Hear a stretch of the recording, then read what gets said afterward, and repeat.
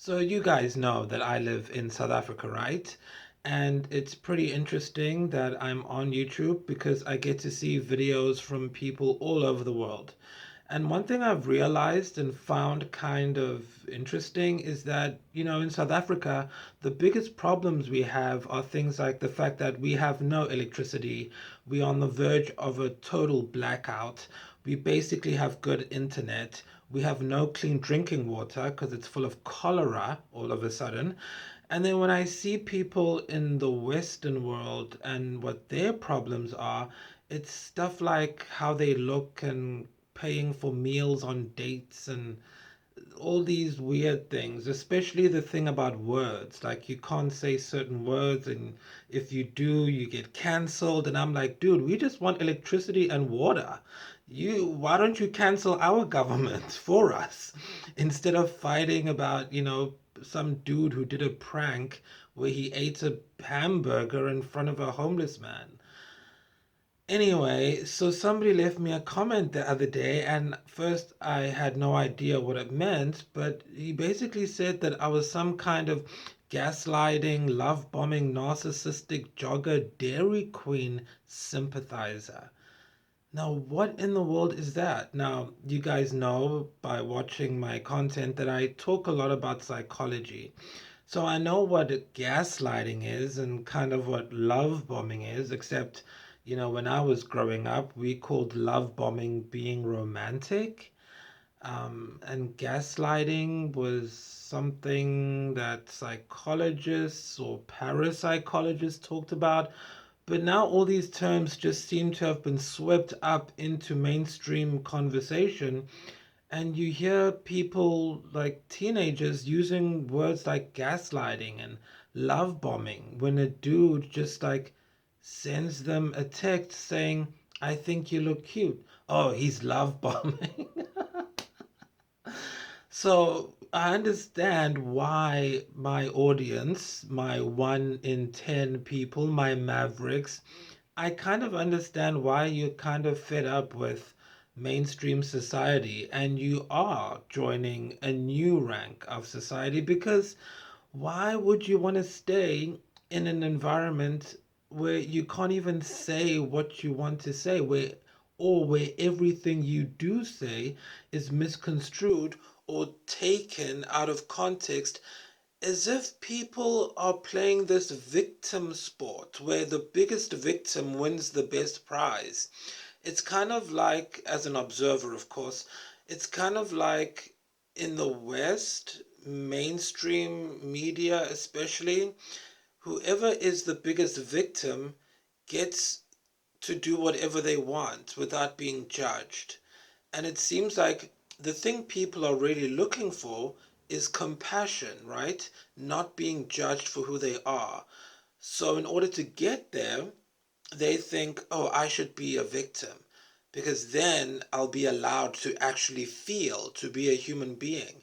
But if I'm a white male, cisgender, heterosexual, then anything I feel or experience doesn't matter.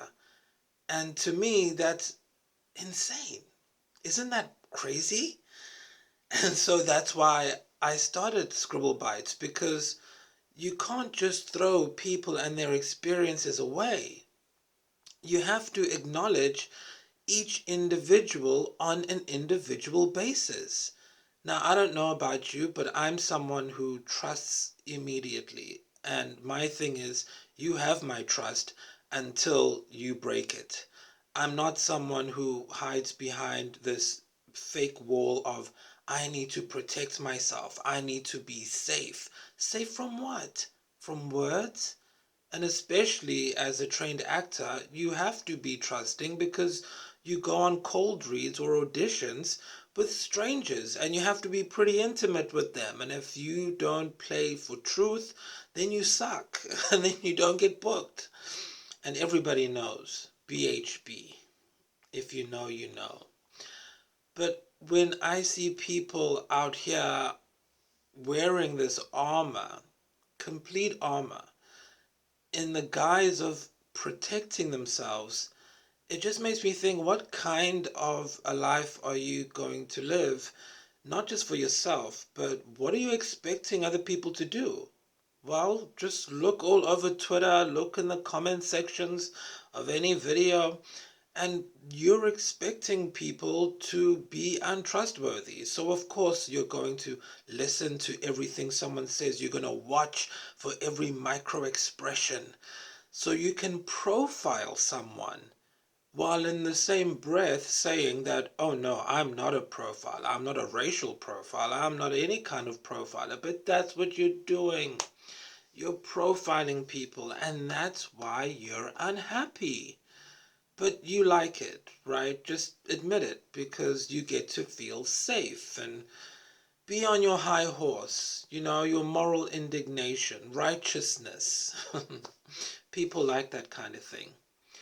Well, you know, the research I've done, I've spoken to people from all walks of life, and one thing I keep hearing over and over again from my target audience is they're done with that. The thing with my target audience is that they are very hooked on nostalgia. So most of them are millennials, but we also have some Gen Zs in there and some Gen Xs. My entire target audience age range is from 18 to 65 years old. So of course you're going to have Gen Zers and Gen Xers in there. But my primary target audience is for millennials. So anyone born between 1985 and 1995. You are my primary target audience. My secondary audience is people born from 1995 to 2005, and my tertiary audience includes people from 1975 to 85. But let's just talk about the primary target audience, right? The people born between 1985 and 1995. When you came of age at a time where technology hadn't really become what we are experiencing it as now. In other words, we used to watch movies where people would be looking at this flat screen kind of mirror looking thing, and you could see people's faces on it and listen to disembodied voices. Because you grew up with phones that had to be connected to a wall, or you had to be in range, or, cell phones were the size of bricks. And then all of a sudden, within a decade, you have these super tiny little things that you can fold now and make calls, and you see people's faces from all over the world. I mean, it's low-key voodoo. And so, one of the things that I've noticed that you guys like, my target audience, my mavericks, you enjoy that nostalgia, that feeling of something great is about to happen, but it hasn't quite happened yet. Because along with that, you have that freedom of expression that you guys grew up with. I mean, you grew up at a time where you could be who you wanted to be for real. I mean, we had goths in the 90s, not just in the freaking Middle Ages. We had who are these guys? The grunge people. The band, the band, come on, say their name. The guy, Teen Spirit, smells like Teen Spirit, that guy. Nirvana, yes. And all of that, just real emotional expression. You could say what you wanted. I mean, Nirvana even has a song called Rape Me. You wouldn't be able to say that on the air today. But back then, people understood that art was meant for that emotional, raw expression. But now it's meant to sell stuff. So you have people singing absolute rubbish on the top 40 because it's the safest thing they can do. I mean, even Doja Cat was saying her first two albums were a money grab. And what was she singing about anyway? I mean, listen to those lyrics. It's about nothing. But back then, my audience feels like they had something. They had something that when they were growing up and feeling low or feeling angry, feeling violent, they didn't have to go commit acts of violence in the street because they had the art, the movies, the music to make them sublimate those horrible feelings that they have. But now everything is so sanitized. No wonder the younger generation is insane and going out and burning things and destroying government property and public property, because art has been co-opted by politics. And it used to be that our language was not monitored and policed the way that it is now. That only used to be true for politicians. So, for example, if you went to school, you did English and you learned grammar, you learned parts of speech, and you learned about something called euphemisms. Euphemisms are a normal part of speech of English that have been used for centuries and centuries and centuries. Now, politicians are the people who were very, very good at using euphemisms, because obviously, when you're in public office, you need to make certain things sound good, certain things sound, palatable, because you're talking to a broad audience. So, instead of saying, how we would use euphemisms in day-to-day language, instead of saying, yeah, that chick's pregnant or that chick's been knocked up, you would say she's with child. Or you would say there's a bun in the oven. Or you would say she's in the family way. Just a nice softening, because you want to be polite when you're talking to someone one on one. That's how we have evolved as humans with our speech. We want to be civilized, we want to be polite.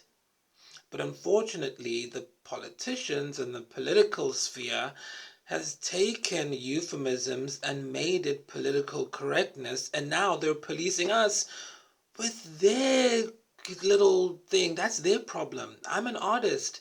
I can say fuck or shit if I want. I don't care about the advertisers. Fuck the advertisers. I am an artist and I have self-expression. It's my right. I have creative license. I didn't go to an Academy Award winning university so that some platform can tell me how many shits or fucks I can say. The only people I will listen to is the motion picture AA, the MPAA, those people, Association of whatever. They matter, the MPAA, but everyone else, go fuck yourselves. So euphemisms have now become dangerous. And I remember when this was starting to happen in this country, I was like, a lot of people are going to get hurt by political correctness. Because it's one thing if we're having a conversation and I say, oh, have you heard about Jessie? She's in the family way. That's one thing. But if I'm a politician and my job is to make sure that, maybe the youth or teenagers are getting sexual education and about health, educated about health, and that they are not getting pregnant at a young age at school when they're supposed to be studying. Let's say I'm a conservative politician, and so I go on to stage, and instead of saying, and let's say I failed at preventing all these teenage pregnancies, and let's say I set out to prevent them. Not that I'm saying they shouldn't or should be. I'm not giving an opinion, I'm just making an example. That's the other thing. We have to give so many disclaimers before we say anything, as if we're some kind of lawyers. I'm not a fucking lawyer. Why do I need to give a 30-minute disclaimer before I say anything? And that's why I'm glad I'm talking to you guys, Mavericks, because I don't have to give you disclaimers. You already know what I mean.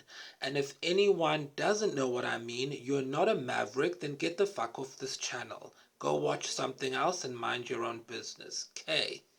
So, if I'm the politician and I was meant to decrease teenage childbirths in my term and I failed, I should be able to say, okay, I was supposed to decrease childbirth by teenagers, but I failed.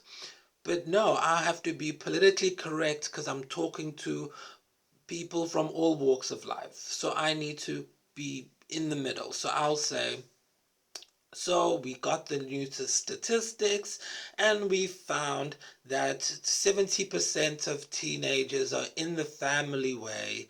So we have devised a new plan called Get Out of the Family Way and Rise Up to Your Future Destiny. And that's our new act that we've made, and this is what's in it.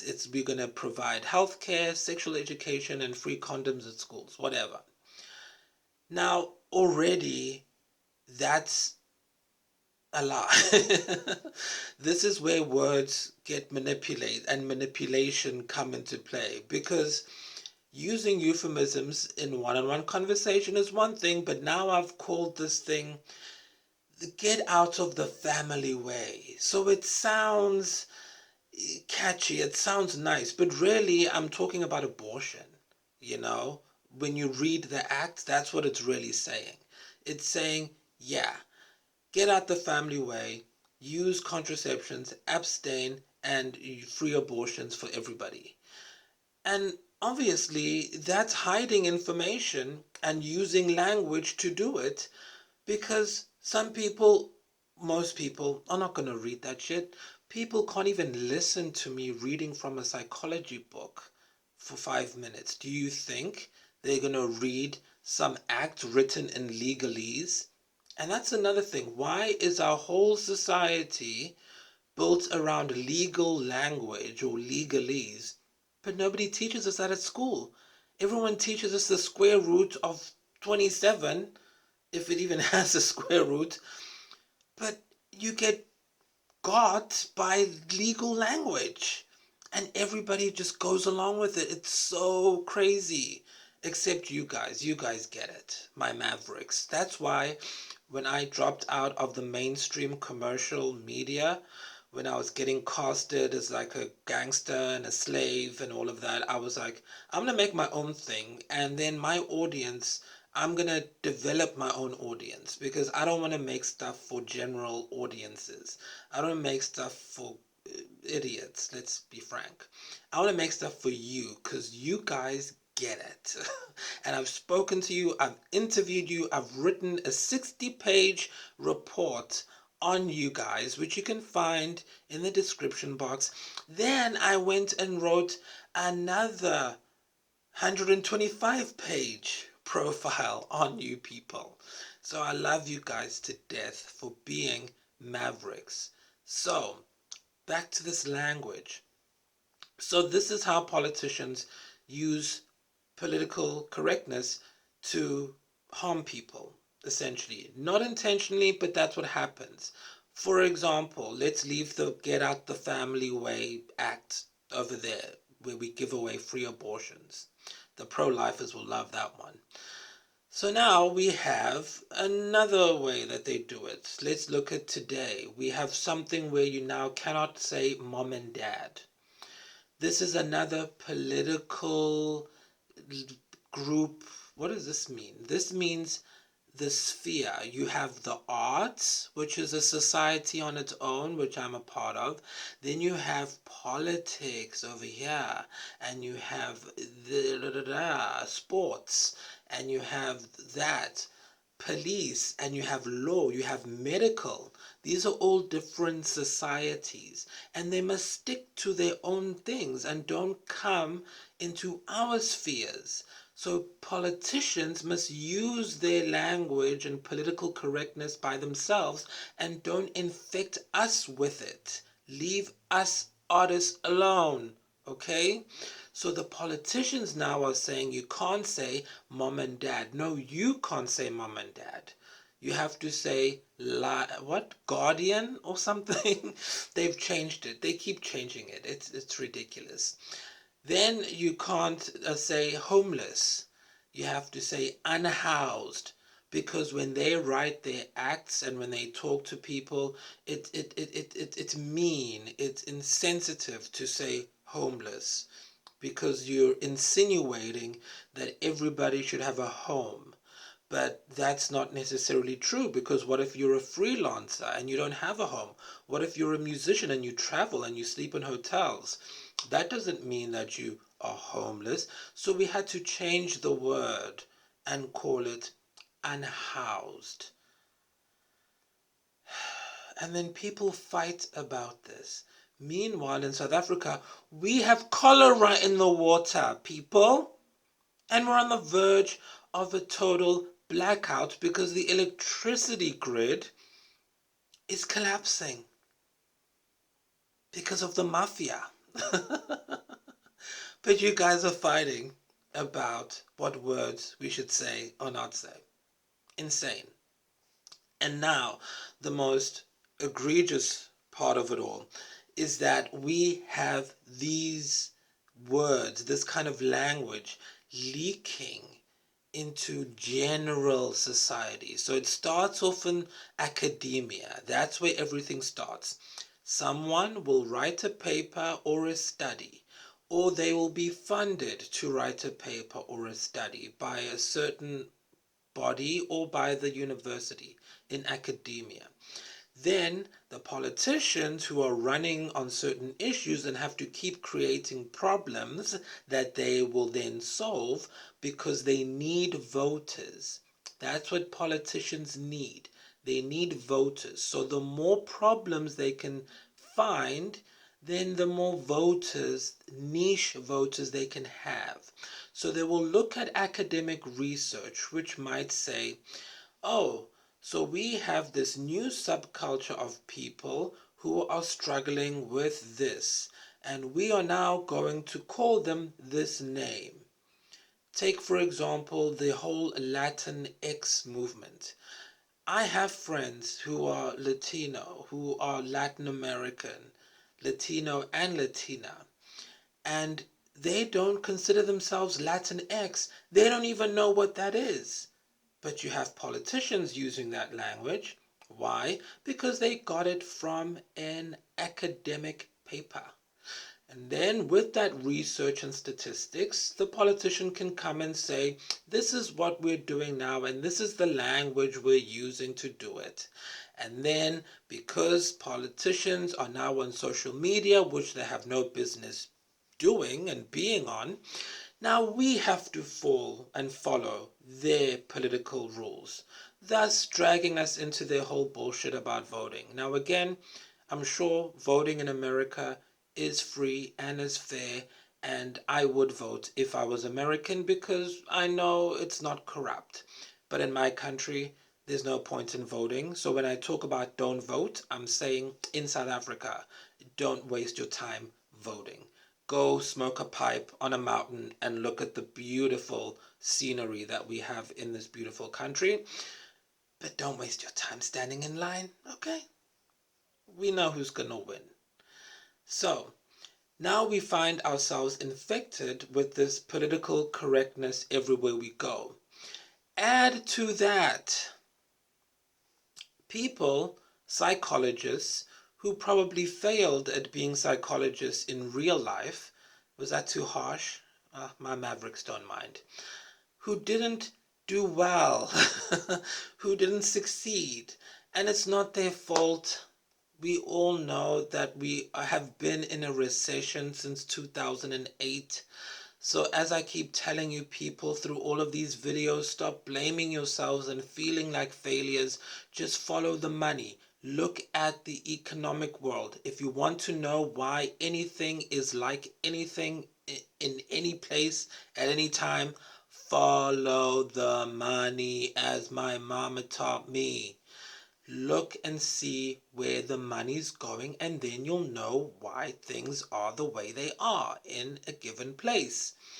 So the reason why a lot of young people, especially in my country, don't have jobs is because we have a 75% youth unemployment rate according to the Guardian newspaper, okay? 75%. So you could be a qualified degree having individual, but you still don't have a job. That's normal in this country. And as I have recorded in my research, in the description box, I spoke to people with degrees who said they are thinking of selling their bodies or doing car hijackings running a car hijacking syndicate because there's no jobs. So you have these qualified people who have their psychology degrees, they get onto YouTube, and then they just start being callous with the terms and the words that they start feeding people. And again, they're doing it because they need the money. But as we've discussed in previous videos, the internet runs on operant conditioning techniques, which means it makes you go insane because you start chasing the algorithm. And if you don't make a conscious effort to stay authentic, you will go insane. And so you have these psychologists, and they will look at interviews of suspected killers or of celebrities who make apologies, or of even other YouTubers who are doing apologies, and they'll say, look at that facial expression. That's a micro expression. Did you see the corners of the mouth? That means he really likes it. He's not really apologizing. Did you see the eyebrows? That means he's faking it. He doesn't know what he's talking about. Did you see the eyes move to the left? He's lying. Did you see it move to the right? He's remembering something. Did you see it move up? All of that is bullshit. And I studied film psychology. So I'm not treating patients here. I'm creating and designing movie characters or story characters or music characters. But you have these people coming with psychological terms and then giving bullshit, which we all know is a lie, because you cannot diagnose anyone unless you've actually seen them as a patient under that context. And then the worst is the narcissism thing. Oh my gosh, everybody now thinks they're an expert in narcissism or the dark triad because they watched a few YouTube videos and read a few blogs and Medium articles written by people who are qualified but given to a general audience, and now they think, oh, the person I'm dating, especially women, you guys know how annoying you've become with this whole, oh my God, I think I'm dating a narcissist. Did you see what he said? He thinks it's all about him, but what about me? I deserve this because I am a strong woman, okay? They told me on the TV. Guys, wake the fuck up. You are a pawn being used and siphoned, and they want your brain power. They want your mental energy so that you don't wake up and realize that the entire society is a pyramid scheme and that you're just a hamster spinning on a wheel, giving your choices away to other people to make them for you. But thankfully, you're a maverick watching this, so you know all of this. You've awakened to the fact that it's all BS, and now you're angry about it and you want to know what to do. Well, do this. Watch the Late Flight Show. That's what you do. And go read my book.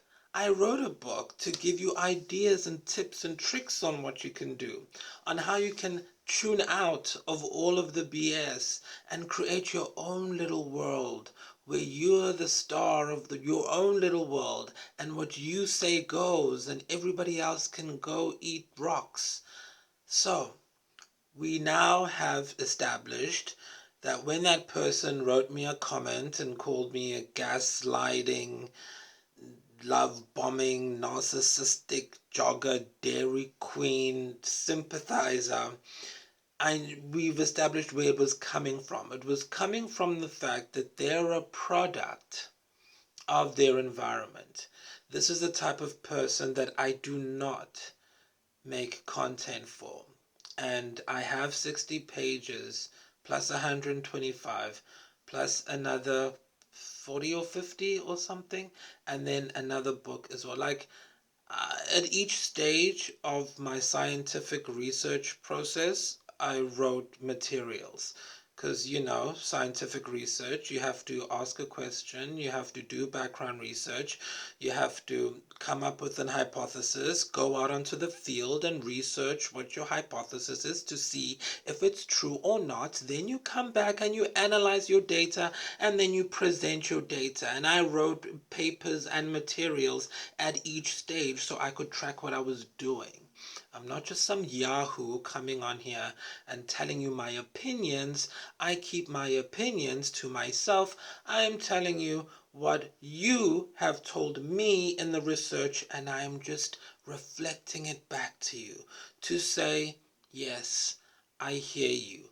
I understand. And this is why Scribble Bites has been created, so that you can look forward to entertainment that doesn't pander to you or condescend to you, that gives you your nostalgia back, so that you don't have to worry or feel guilty for laughing at certain jokes or certain things, because you're in a safe place with other people.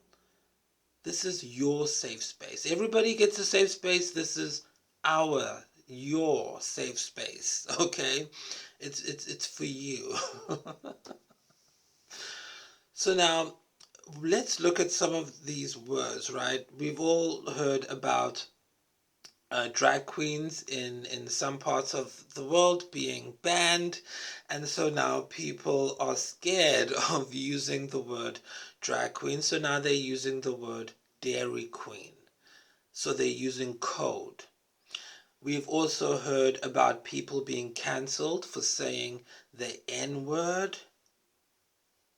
But in South Africa, we don't have electricity, food, and we are dying because people who are on life support, when the electricity goes off, their machines go off and they die. But no, let's not make a huge fuss about that. Let's go fire someone who said the N word in 1975. Do you know how insulting that is to us, to me? That you would rather put all your effort. I'm not even going to go there. But the point that I made earlier and that I've been making for years when I said and say that political correctness harms people comes from the fact that, so we've changed drag queen to dairy queen. We've changed the N word to, even me, I'm doing it. You motherfuckers. So we've changed the N word to the the insane people are running the asylum is what's going on. So we've changed that to jogger. So this is my whole point, is that we should keep words as they are, especially as a writer. Like I said, go read my book that I wrote. It's fantastic. It's great. we It's just so funny that I actually have to say this stuff, which to me is like stuff that a 5-year-old would understand, but I'm actually saying this to adults. And it's funny because it's like, wow, does that mean everything I really wanted to say would only be ready for people in like 500 years' time? Like, would the humans in 500 years from today, are they the ones who are ready to hear what I really want to say? Because right now I'm saying stuff that, like, my grandparents probably like would take for granted as being obvious. But then it's like, oh, people don't understand. Like, I have to say it. Okay, I guess we're in 19 and 18 and 1765. Okay, so everything I wanted to do probably not gonna happen in this lifetime because everybody's still mentally repressed. Okay, Sigmund Freud. So my whole thing was, cutting back to what I was saying, if we keep speech as it is, we can allow people to express themselves in whichever way they want. Because to me, I would rather you talk about being a racist than actually being racist. I would rather you talk about killing or being violent, sing about it, write about it, act in a movie about it, rather than physically going out and doing it. It's this thing like that was noticed by psychologists. It's called sublimation. You guys love being armchair psychologists, so like learn this one: sublimation. Sublimate. That's what you do. That's what we're doing. So if I do or say something in a song or as a character or write a comment or whatever, that's not breaking the law. That is me sublimating, because it's better than going out and actually doing the physical thing, whatever that might be. Like, is this making sense to all the people who get triggered by words? Right? Does that make sense? Okay, sublimation. It's a thing. It's been a thing for 100 years. Go read a fucking book. Okay, so we're sublimating here. So if I say the N-word, or if I say I'm gonna slit your eyelid so that when I stab you in the face you won't even have a chance to blink, that's a line from Scream. It's not me actually saying it. And, I'd rather say that acting in Scream than actually do it in real life, because nobody gets hurt and we create jobs when we do it in a movie. So we should be allowed to say whatever we want because we're making jobs for people, if you want to look at it that way. And that's number one. Number two, the real racists are just going to find different words to use. So fine, someone might have the argument that, we need to stop using certain words and stop saying certain things because it creates these mobs and these groups who then do stuff. Okay, fine. Well, how about we just keep those words? Then we can monitor those groups who do end up doing stuff. Because now they're changing the words. Now they're calling the N word jogger. So they'll say, oh, did you see that jogger over there? And they'll laugh. What about this thing? That was a thing for a hot second. And it's stupid because I do this all the time when I'm making a point. I'll be like, and that's exactly why, that's my exactly symbol. Now people are saying, oh, I'm supporting whoever the stormtroopers or whatever those psychos are.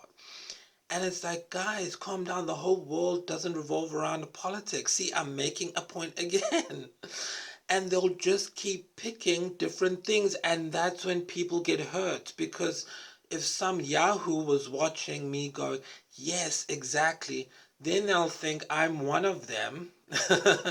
And then who God knows what they might do. Like, if this is like a fractal pattern of crazy, and you aren't even allowed to say the word crazy anymore, but this is crazy. You're supposed to say emotionally disturbed individual.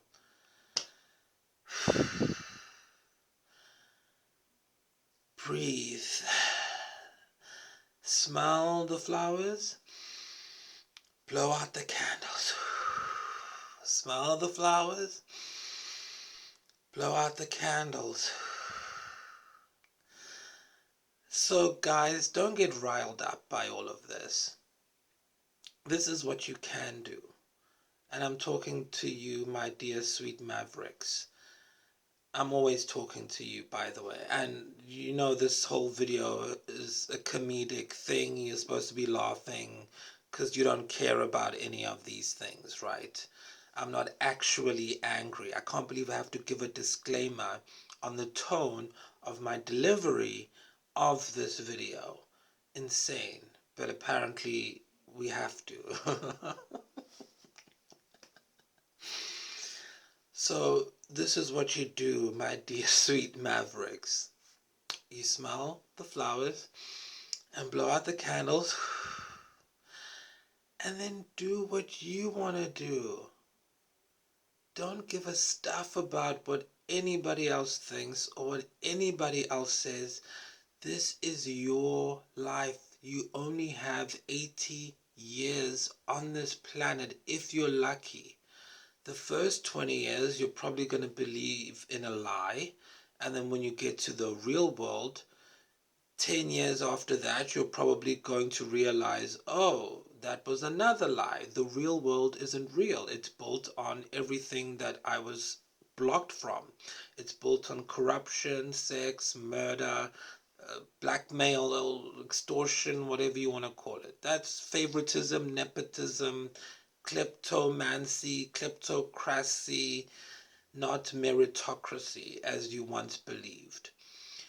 And then again, you're going to go through and you're going to realize another 10 years, oh crap, why did I get married? Why did I have kids? Now I'm trapped. Now I'm stuck. Now I'm in a cult. And now the government's using my kids as an excuse to do certain laws. And yes, I love my kids. So of course I'm going to go along with these laws.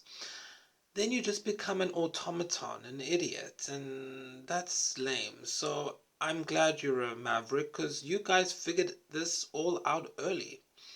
I mean, the people I interviewed, they were like in their 20s when I started, like maybe 21, 22, and they didn't even, some of them didn't have a degree. And I asked them why, and they said, it's a waste of time. And I was like, what did you do instead? Well, I taught myself how to trade foreign exchange currencies on the internet. And now I'm close to becoming a millionaire and I'm 22 years old. And I was like, wow, that's cool. How's your love life? Oh no, I don't trust anyone. It's a waste of time. And so it's like you guys focus on one thing and you succeeded in that one thing, but then there's still more to your life that you need to explore. And that's why I talk about that journey of being a maverick and starting from that type 3 personality, going to type 2, going to type 1, or just going hopping on at each stage and phase of your journey. It's all equals one thing. It equals the fact that you care about yourself, your life, and your choices. That you don't make excuses. That you don't let other people tell you what you can't do. And that's what I love about working for you and making movies for you and keeping your spirit pure in what you watch. Anyway, like I said, I don't deal with any of the other stuff. I'm just here to sell narratives, to bring the corporate world marketing together with narrative building, world building, so that we can all work together. Because, hey, the truth is, we need to work together if we want to live. All of the stuff that we've been through in the past, we've learned from it. Because, 5,000 years ago, we used to bash women over the head and drag them into a cave. And now we have a female president in Africa, in Libya. A woman president in Africa. We beat the world. So, as much as I talk about all these things and I'm, joke and jest about it, ultimately the world is getting better and better and better and better and better. It's just our responsibility to stay in our lane and not try and control other people's choices. Because it's your life, it's your body, it's your choice.